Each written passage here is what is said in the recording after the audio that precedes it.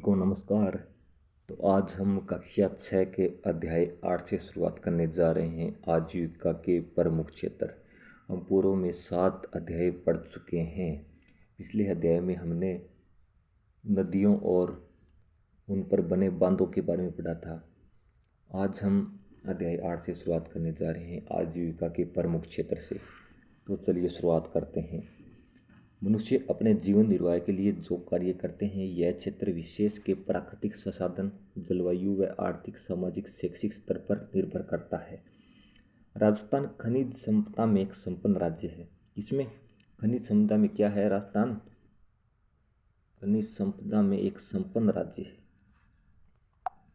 साथ ही यहाँ विभिन्न प्रकार की जलवायु पाई जाती है। अतः यहाँ के लोग प्रमुखतः कृषि, पशुपालन व खनन कार्य करते हैं। आर्थिक विकास के साथ साथ पर्यटन, उद्योग व सेवा क्षेत्र में कार्य करने वालों की संख्या बढ़ी है। राजस्थान में कृषि, अब यहीं से हमारा मेन इम्पोर्टेंट कृषि के रूप में शुरुआत होती है। राजस्थान का 60% भूभाग क्या है? मरुस्थल है। हम पहले पढ़ चुके हैं कि कितने भाग पर मरुस्थल है? 61% भाग पर मरुस्थल है। ठीक है। यहाँ अधिकांश कृषि मानसून की वर्षा पर निर्भर करती है। अतः कृषि को क्या कहा जाता है? कृषि को मानसून का जुआ कहा जाता है। ऐसे थोड़ा अंडरलाइन कर लेना, कृषि को मानसून का जुआ कहा जाता है। यहाँ वर्ष भर में 3 प्रकार की फसलें होती हैं। फसलें तो आपको पता ही होगा कौन कौन सी फसलें होती हैं। एक तो रबी की, एक खरीफ की, एक जायद की, यानी साल में 3 फसलें होती हैं। तो पहली है रबी की फसल। रबी की फसल, रबी की फसल की बुआई सर्दी प्रारंभ होने पर की जाती है। सर्दी प्रारंभ होने पर की जाती है और गर्मी प्रारंभ होने पर मार्च अप्रैल में कटाई की जाती है। इसमें मुख्य रूप से कौन कौन सी हैं? गेहूँ, जौ, चावल, चना, सरसों आदि फसलें प्रमुख हैं। यानी रबी की फसल की बुआई कब होती है? सर्दी प्रारंभ होने पर, और कटाई कब होती है? गर्मी प्रारंभ होने पर, यानी मार्च अप्रैल में। इसमें प्रमुख रूप से कौन कौन सी फसलें आती हैं? प्रमुख है गेहूँ, जौ, चावल, चना, सरसों आदि की फसलें प्रमुख हैं। फिर आ गई खरीफ की फसल। खरीफ की फसल वर्षा ऋतु के प्रारंभ में बोई जाती है। कब बोई जाती है? जब वर्षा ऋतु आरंभ होती है और शीत ऋतु प्रारंभ होने से पहले काट ली जाती है। इसमें मुख्य रूप से ज्वार, बाजरा, मूंग, कपास, गन्ना, मूंगफली, तिल आदि आते हैं। फिर देखिए जायद की फसल। जायद की फसल, यह फसल मार्च अप्रैल से जून जुलाई तक बोई जाती है। कब बोई जाती है? मार्च अप्रैल से जून जुलाई तक बोई जाती है। इसे मुख्य रूप से खरबूजा, तरबूज, ककड़ी आदि उगाए जाते हैं। यानी जो कम समय के लिए जो की जाती है वो जायद की फसल होती है। कम समय में यानी मार्च अप्रैल से जून जुलाई तक। तो इसमें मुख्य रूप से खरबूजा, तरबूज और ककड़ी आदि आ जाएंगे। ठीक है, ये हमने 3 फसलों के बारे में पढ़ लिया। अब राजस्थान में कृषि के पिछड़ेपन के क्या कारण हैं? पिछड़ेपन के कारण क्या हैं? तो हमने जहाँ से ज्योग्राफी की बेसिक रूप से शुरुआत हुई थी, वहाँ पर हमने पढ़ा था नक्शे के माध्यम से पूर्वी राजस्थान और पश्चिमी राजस्थान। पूर्वी राजस्थान और पश्चिमी राजस्थान। उसमें हमने देखा था कि पश्चिमी राजस्थान, जहाँ पर 61% भाग में राजस्थान का मरुस्थल है, यानी उसको क्या क्या कहा जाता है? थार का मरुस्थल। वहाँ पर वर्षा न के बराबर होती है, यानी बहुत कम वर्षा होती है। तो इसी कारण वहाँ पर पिछड़ेपन का कारण है। अन्य कारण भी हैं जो आप यहाँ पर देखेंगे। तो पहला कारण देखते हैं। पहला कारण है प्राकृतिक कारण। क्या है? प्राकृतिक कारण। प्राकृतिक कारणों में देखो, बार बार सूखा पड़ता है। रेतीली भूमि, यानी जो भूमि है वो रेतीली है, जिसमें फसलें उत्पादित नहीं हो पाती हैं वर्षा के अभाव में।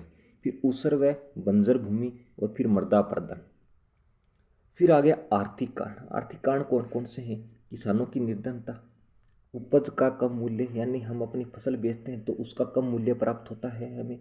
पुरानी तकनीक से कृषि, यानी जो हम कृषि करते हैं तो वही पुरानी तकनीक से कृषि कर रहे हैं, यानी आधुनिक रूप से कृषि नहीं कर पा रहे हैं, तो वो आर्थिक कारण है। सिंचाई के साधनों की कमी होने के कारण उत्तम खाद बीज की कमी। उत्तम यानी बढ़िया बढ़िया क्वालिटी के खाद बीज की कमी होने के कारण। फिर आ गया संगठनात्मक कारण, भू स्वामित्व की समस्या और नीतिगत कमजोरियां। ये है कृषि के पिछड़ेपन के कारण राजस्थान में। ठीक है, चलिए आगे चलते हैं। राजस्थान में कृषि की विशेषताएं बताइए इसने, कृषि की कौन कौन सी विशेषताएं हैं, कृषि की विशेषताएं कौन कौन सी है। देश में सर्वाधिक बाजरा, सरसों व ग्वार का उत्पादन राजस्थान में होता है। सर्वाधिक बाजरा, सरसों व ग्वार का उत्पादन राजस्थान में होता है। बाजरा वहाँ बोया जाता है जहाँ पर कम वर्षा होती है, जहाँ पर सबसे कम वर्षा होती है, यानी पश्चिमी राजस्थान में, यह राजस्थान में सर्वाधिक उत्पादित होता है। फिर उत्तर प्रदेश के पश्चात राजस्थान भारत में जौ व चना उत्पादन में दूसरे स्थान पर है। उत्तर प्रदेश के पश्चात राजस्थान भारत में जौ व चना उत्पादन में दूसरे स्थान पर है। तो राजस्थान जौ व चना उत्पादन में उत्तर प्रदेश के बाद दूसरे स्थान पर है। इसमें जौ व चना उत्पादन में। फिर है पश्चिमी राजस्थान में बाजरा सर्वाधिक बोया जाने वाला खाद्यान्न है, यानी बाजरा सर्वाधिक मात्रा में बोया जाता है पश्चिमी राजस्थान में, क्योंकि यहाँ पर वर्षा बहुत कम होती है, तो बाजरा ही प्रमुख रूप से प्रमुख फसल है। दक्षिणी राजस्थान में खाद्यान्न फसलों में मक्का की खेती प्रमुख है। खाद्यान्न फसलों में किसकी खेती प्रमुख है? दक्षिणी राजस्थान। मैंने आपको नक्शे के माध्यम से उस टाइम बताया है कि दक्षिणी राजस्थान कहाँ है, उसमें कौन कौन से जिले आते हैं, तो एक बार आप जाके और देख लेना। फिर राज्य में श्रीगंगानगर जिला गेहूं उत्पादन में प्रमुख स्थान है। श्रीगंगानगर जिला गेहूं उत्पादन में प्रथम स्थान पर है। इसे क्या कहा जाता है? श्रीगंगानगर को अन्न का कटोरा कहा जाता है, इस चीज़ को ध्यान रखना। फिर पश्चिमी राजस्थान में इंदिरा गांधी नहर से करीब 17.5 लाख हेक्टेयर क्षेत्र में सिंचाई सुविधा का विकास हुआ है। कितने प्रतिशत? 17.5 लाख हेक्टेयर क्षेत्र में सिंचाई सुविधा का विकास हुआ है। फिर आ गया सिर्फ 35% फसली क्षेत्र में सिंचाई सुविधा उपलब्ध है। कुल सिंचित क्षेत्र के 66% क्षेत्र पर सिंचाई कुएं व ट्यूबवेल से होती है। कुल सिंचित क्षेत्र के 66% जो भाग है उस पर सिंचाई किससे होती है? कुएं और ट्यूबवेल के माध्यम से होती है। नहरों द्वारा करीब 33% भाग पर सिंचाई होती है। तालाबों द्वारा सिंचित क्षेत्र बहुत कम है, इस चीज़ को ध्यान रखना। सिर्फ 35% फसली क्षेत्र में सिंचाई सुविधा उपलब्ध है, यानी सिंचाई सुविधा कितने प्रतिशत भाग पर उपलब्ध है? सिर्फ 35% भाग पर। और जो सिंचित क्षेत्र उसका 66% भाग पर सिर्फ सिंचाई कुएं व ट्यूबवेल के द्वारा होती है। फिर देखिए राजस्थान में पशुपालन।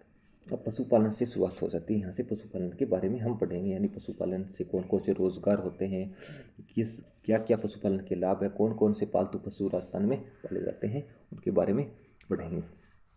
तो चलिए करते हैं शुरुआत। राज्य के मरुस्थलीय और पर्वतीय क्षेत्रों में कम वर्षा व कठिन भौगोलिक परिस्थितियों के कारण पशुपालन की जीविकोपार्जन का सहज साधन है। इन क्षेत्रों में कृषि के अवसर तो सीमित हैं ही, औद्योगिक रोजगार के अवसर भी पर्याप्त नहीं हैं। ऐसी स्थिति में ग्रामीण लोगों को पशुपालन से रोजगार के साथ साथ आवश्यकता की कई वस्तुएं प्राप्त होती हैं। पशुपालन की दृष्टि से राजस्थान का देश में कौन सा स्थान है? दूसरा स्थान है। अब यहाँ से आप इम्पोर्टेंट लगा लेना, पशुपालन की दृष्टि से राजस्थान का देश में दूसरा स्थान है। राजस्थान में भारत का लगभग 11.27% पशुधन पाया जाता है। राजस्थान में भारत का कितना प्रतिशत पशुधन पाया जाता है? 11.27%। मरुस्थलीय और पर्वतीय क्षेत्र के अलावा संपूर्ण राजस्थान में अधिकतर किसान खेती के साथ साथ पशुपालन भी करते हैं। मरुस्थलीय और पर्वतीय क्षेत्रों में कृषि के साथ साथ पशुपालन का कार्य भी करते हैं। फिर राजस्थान के पालतू पशु कौन कौन से पालतू पशु हैं राजस्थान के? पशुपालन की दृष्टि से राजस्थान में गाय, बैल, भैंस, बकरियां, ऊंट, भेड़, घोड़े, गधे आदि पाले जाते हैं। राजस्थान के मरुस्थलीय प्रदेश में ऊंट, बकरियां व भेड़ पालन बहुतायत से किया जाता है, यानी अधिक मात्रा में किया जाता है। राजस्थान की 20वीं पशु गणना 2019 के अनुसार ऊंट व गधों की संख्या में चिंताजनक कमी हुई है। इसकी संख्या में कमी हुई है। 20वीं जनगणना कब हुई थी? 2019 में हुई थी। ऊंट व गधों की संख्या में कमी हुई है। भेड़ बकरियों की संख्या में कमी आई है। गाय व भैंसों की संख्या में मामूली वृद्धि हुई है। राजस्थान में मुर्गा पालन, पोल्ट्री फार्मिंग का व्यवसाय भी तेजी से बढ़ रहा है। अब इसमें आपको ध्यान रखना है, 20वीं पशु गणना 2019 के अनुसार ऊंट व गधों की संख्या में कमी हुई है भेड़ व बकरियों की संख्या में भी कमी आई है। गाय व भैंसों की संख्या में मामूली वृद्धि हुई है। चलिए आगे देखते हैं, पशुपालन से कौन कौन से लाभ है। पशुपालन से कौन कौन से लाभ है। पशुपालन से ग्रामीण क्षेत्रों को रोजगार मिलता है। ग्रामीण क्षेत्रों को रोजगार मिलता है। पहला तो ये हो गया, पशुओं पर आधारित उद्योगों का विकास होता है। पहला, ग्रामीण लोगों को रोजगार मिलता है, पशुओं पर आधारित उद्योगों का विकास होता है, पौष्टिक आहार, घी, मक्खन, छाछ, दही आदि की प्राप्ति होती है, डेयरी, ऊन, परिवहन, चमड़ा, चारा आदि उद्योगों के विकास को प्रोत्साहन मिलता है। इसके अलावा बड़े पैमाने पर पशु उत्पादन का विदेशों में निर्यात किया जाता है, यानी विदेशों में बेचा जाता है। ठीक है, फिर आ गया पशुपालन में कौन कौन सी समस्याएं हैं, कौन कौन सी बाधाएं हैं, समस्याएं आ रही हैं, तो उनको भी दिया है इसने। तो इसमें है प्रमुख रूप से पशुपालक निर्धनता के कारण पशुओं को पौष्टिक आहार व सही इलाज नहीं दे पाते हैं। यानी पशुपालक निर्धनता, गरीबी के कारण पशुओं को पौष्टिक आहार और सही इलाज नहीं दे पाते हैं, ये इसका प्रमुख कारण है। पशुपालकों के पास कमज़ोर व घटिया नस्ल के पशु हैं, यानी कमज़ोर व घटिया नस्ल के, यानी इनकी नस्ल बढ़िया नहीं है। चारागाहों के लिए पर्याप्त भूमि की कमी है, यानी पशुओं को जहाँ पर चराया जाता है उनकी पर्याप्त कमी है, पर्याप्त भूमि की कमी है। यानी फिर आ गया, परंपरागत तरीकों से पशुपालन करते हैं। परंपरागत तरीकों से यानी पुरानी तकनीक के अनुसार, आधुनिक रूप से नहीं कर पा रहे हैं।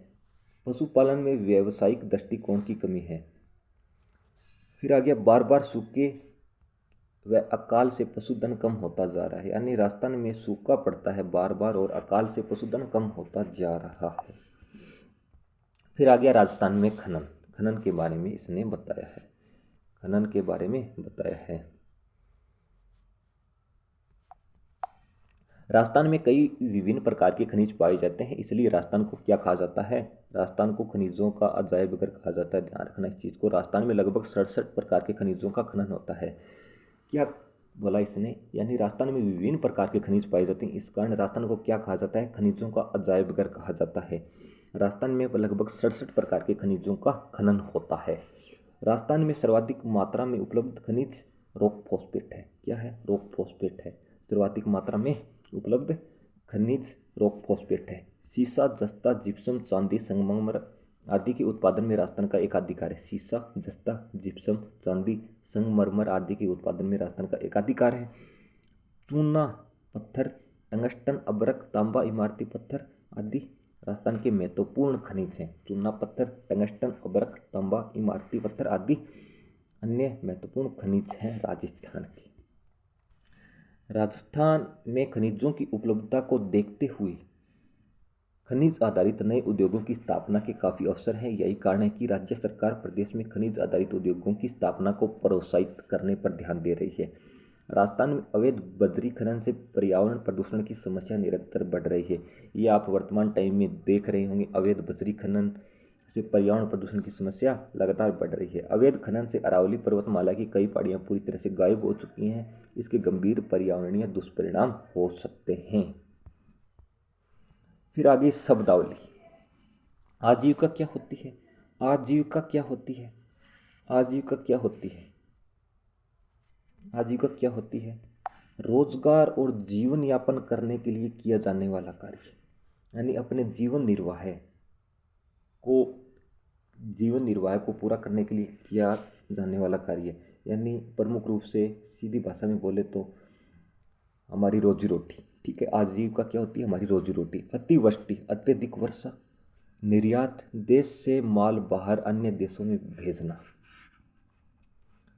फिर आ गया, निम्नलिखित प्रश्नों के सही उत्तर के विकल्प को कोष्टक में लिखिए। रबी की फसल की प्रमुख फसल कौन सी है, रबी की प्रमुख फसल कौन सी है, रबी की कौन सी है, मैंने आपकी बताई है, गेहूं है। मरुस्थलीय राजस्थान में सर्वाधिक बोया जाने वाला खाद्यान्न कौन सा है, सर्वाधिक मात्रा में, यानी मरुस्थलीय राजस्थान यानी पश्चिमी में क्या बोया जाता है, अत्यधिक बाजरा बोया जाता है। खरीफ की फसल, खरीफ की फसल कब बोई जाती है भाई, वर्षा ऋतु में। कब बोई जाती है, वर्षा ऋतु में। फिर 20वीं पशुगणना के अनुसार राजस्थान में, 20वीं पशुगणना के अनुसार राजस्थान में किस पशु की संख्या में चिंताजनक गिरावट हुई है? तो मैंने क्या बताया था? ऊंट ऊंट व ऊंट व गधों की संख्या में चिंताजनक गिरावट हुई है। फिर पशुपालन से क्या लाभ है? पशुपालन से लाभ बताने हैं आपको। पहला तो ये लाभ है सीधा, इससे रोजगार उपलब्ध होता है। दूसरा है इससे उद्योगों का विकास होता है। तीसरा है इससे पौष्टिक आहार प्राप्त होते हैं। ये आप लिख देना, इसने कोई दो पूछें तो आप दो बता देना या तीन बता देना। किन खनिजों में राजस्थान का एकाधिकार है? राजस्थान में कितने प्रकार के खनिज पाए जाते हैं? 67 प्रकार के। इस कारण राजस्थान को क्या कहा जाता है? खनिजों का अजायब घर कहा जाता है। इसने पूछा है किन खनिजों में राजस्थान का एकाधिकार है? तो प्रमुख रूप से सीसा, जस्ता, जिप्सम, चांदी और संगमरमर के उत्पादन में राजस्थान का एकाधिकार है। फिर पशुपालन क्षेत्र की दो प्रमुख समस्याएं लिखो।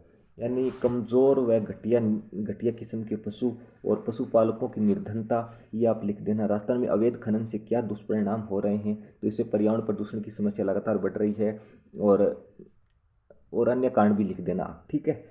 तो आज हमारे 8 अध्याय समाप्त हुए। कल हम 9वां अध्याय शुरू करेंगे। तो कैसा लगा?